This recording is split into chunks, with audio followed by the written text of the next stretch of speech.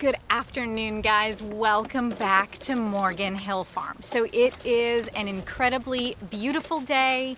It is the first week in February, and I am going down to my garden to direct sow a bunch of things. So I live in South Carolina, zone 8A. Our first or our last average frost date is April 15th. However, I kind of err on the side of the first week in May is really when I'm expecting not to see any more frosts. However, everything that I'm planting out today is going to get a jump start on the season.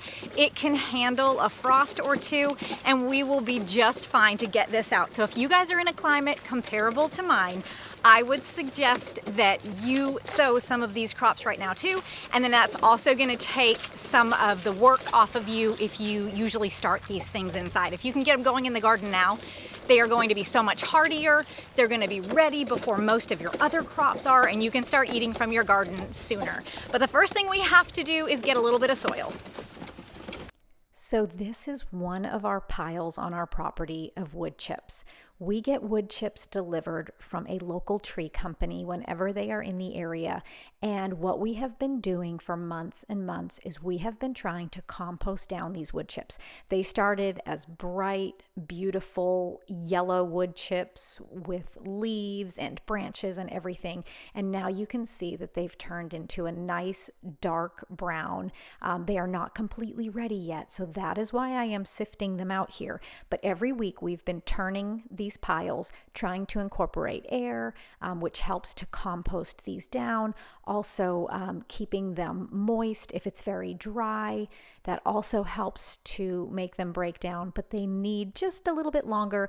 But there is a really good amount of soil in here. So I'm sifting them out with a sifter that Nate just made me from 2x4s that are screwed together.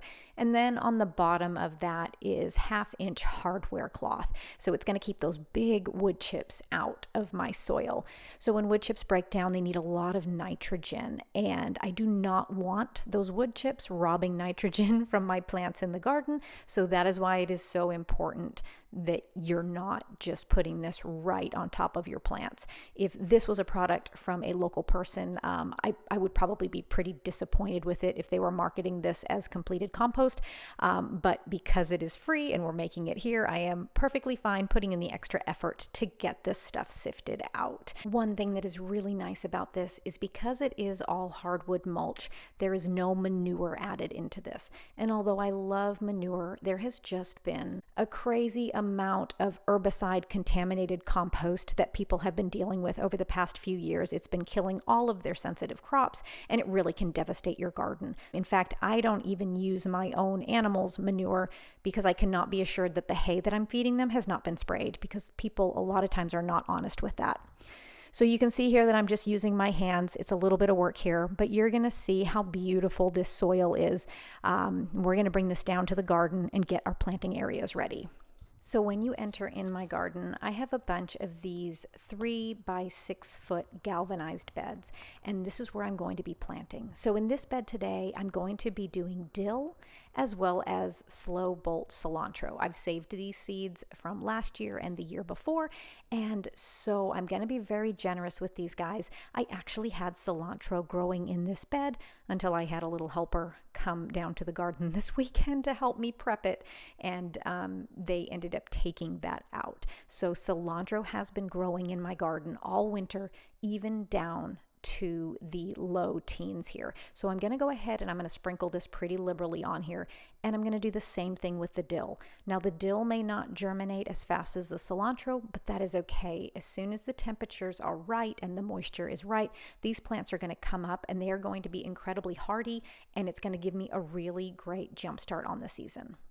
Once I've sprinkled them on there, I'm going to take that soil that we just sifted and just kind of sprinkle it on top of this. You don't want to bury these seeds too deeply, but I do want to amend this bed since I have not had the chance to do that. We are literally in the first week of February, and so we've just not gotten the garden completely ready because it's so early in the season, but this is a great way to get a jump start on growing things in the garden and bringing fresh food into your house sooner. Now in this next bed, I'm going to do things just a little bit differently here. You're going to see that I am going to make sort of some nice grooves in the soil.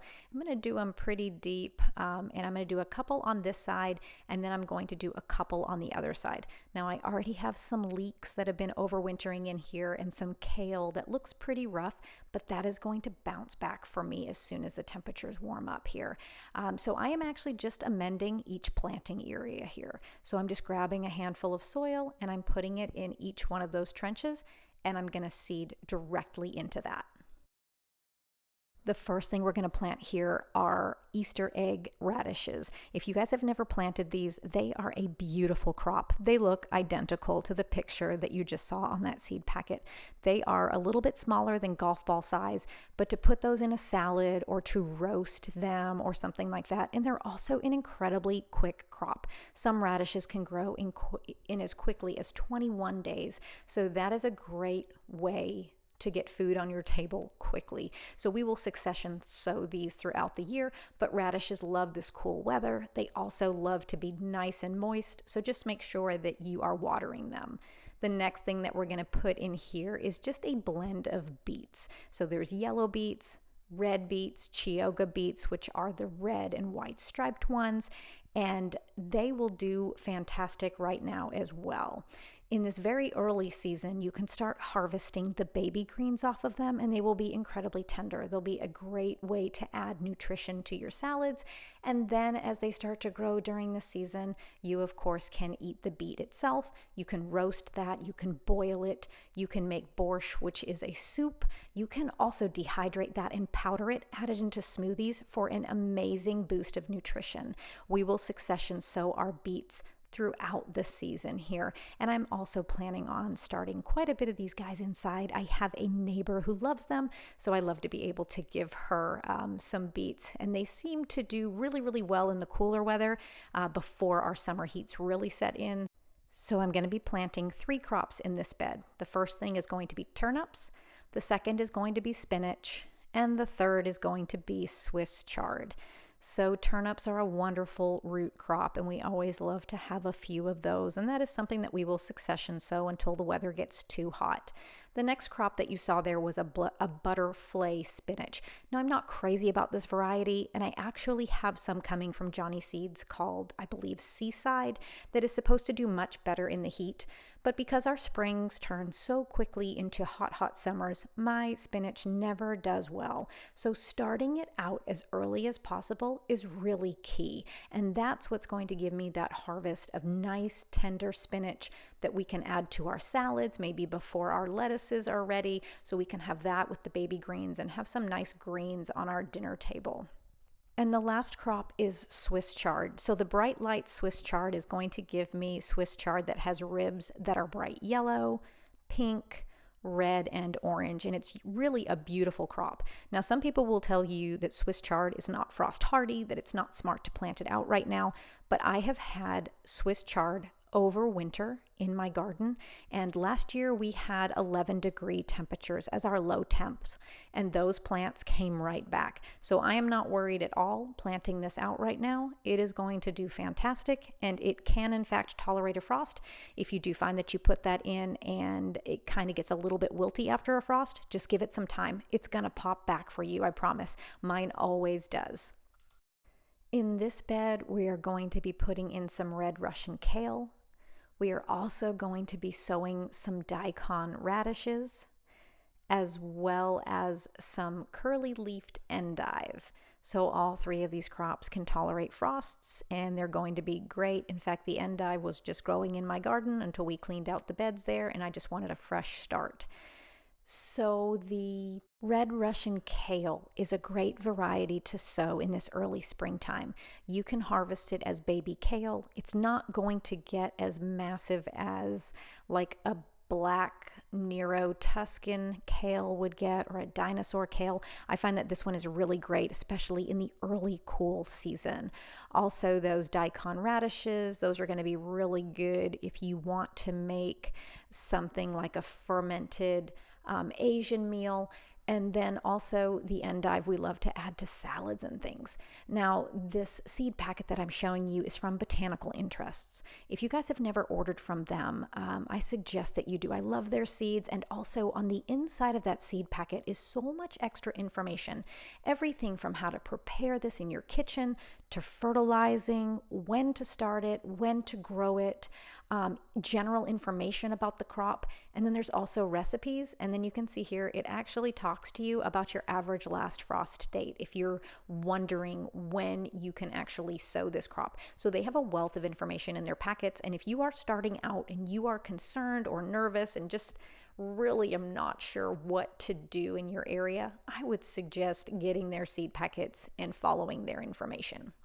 In this last bed, I'm just trying something here so you can see that that is something called broccoli raab, which is broccoli that kind of comes up more like little offshoots as opposed to a really large head. So these seeds are very old seeds. They are from 2014. I don't even know where they came from, but I'm going to see if we can't get these guys to germinate. Broccoli is amazingly good at dealing with frosts and even freezes. And so I'm going to direct sow some of these. I am going to end up doing 50 to 75 heading broccoli plants inside so that I can plant those out in the middle of March. But I just thought that we would trial this year. Sometimes that's how you learn the best tricks in your area, is just trying something. You know, seeing if this old seed will germinate and seeing how early I can plant these crops out and if they'll be successful. Now, 3 crops that you didn't get to see me plant were a flower called Orange King Calendula. I use this for medicinal purposes. It's an antibacterial. It's really great for cuts and things like that if you use it in a salve. I also planted some bunching onions. Right now is the perfect time for onions, and in fact, I'm going to be planting my bulbing onions in about a week. And the last thing is some giant Italian parsley. This I did cold stratify, which just means that I put it into my freezer, and I got that planted out as well. But thank you guys so much for hanging out with me today. I hope that you find this information valuable and that you guys are planting things out before your last frost as well.